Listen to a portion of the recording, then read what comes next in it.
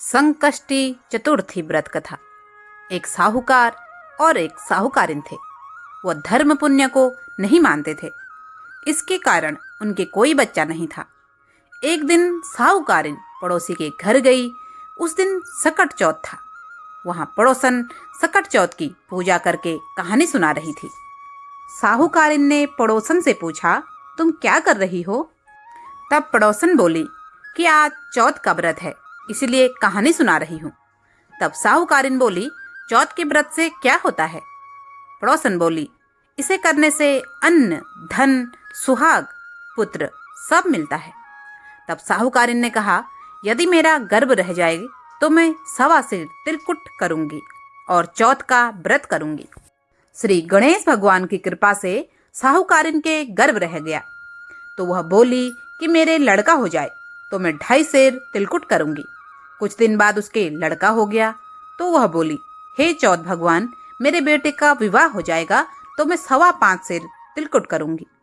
कुछ वर्षों बाद उसके बेटे का विवाह तय हो गया और उसका बेटा विवाह करने चला गया, लेकिन उस साहूकारिन ने तिलकुट नहीं किया।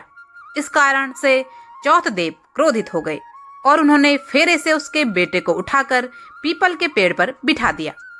सभी वर को खोजने लगे पर वो नहीं मिला। हताश होकर सारे लोग अपने अपने घर को लौट गए। इधर जिस लड़की से साहूकारिन के लड़के का विवाह होने वाला था, वह अपनी सहेलियों के साथ गणगौर पूजने के लिए जंगल में दूब लेने गई। तभी रास्ते में पीपल के पेड़ से आवाज आई, ओ मेरी अर्धब्याही। यह बात सुनकर जब लड़की घर आई, उसके बाद वो धीरे धीरे सूख कर कांटा होने लगी। एक दिन लड़की की माँ ने कहा, मैं तुम्हें अच्छा खिलाती हूँ, अच्छा पहनाती हूँ, फिर भी तू सूखती जा रही है, ऐसा क्यों? तब लड़की अपनी माँ से बोली कि वह जब भी दूब लेने जंगल जाती है तो पीपल के पेड़ से एक आदमी बोलता है कि ओ मेरी अर्धब्याही। उसने मेहंदी लगा रखी है और सेहरा भी बांध रखा है।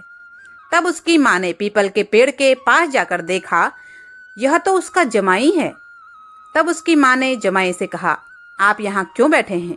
मेरी बेटी तो अर्धब्याही कर दी और अब क्या लोगे? साहूकारिन का बेटा बोला, मेरी माँ ने चौथ का तिलकुट बोला था लेकिन नहीं किया, इसलिए चौथ माता ने नाराज होकर यहाँ बिठा दिया। यह सुनकर उस लड़की की माँ साहूकारिन के घर गई और उससे पूछा कि तुमने सकट चौथ का कुछ बोल रखा है क्या? तब साहूकारिन बोली, तिलकुट बोला था। उसके बाद साहूकारिन बोली, मेरा बेटा घर आ जाए तो 2.5 मन का तिलकुट करूंगी। इससे श्री गणेश भगवान प्रसन्न हो गए और उसके बेटे को फेरों में लाकर बिठा दिया। बेटे का विवाह धूमधाम से हो गया। जब साहूकारिन के बेटा एवं बहू घर आ गए तब साहूकारिन ने 2.5 मन तिलकुट किया और बोली, हे चौथ देव, आपके आशीर्वाद से मेरे बेटा बहू घर आए हैं, जिससे मैं हमेशा तिलकुट करके व्रत करूंगी।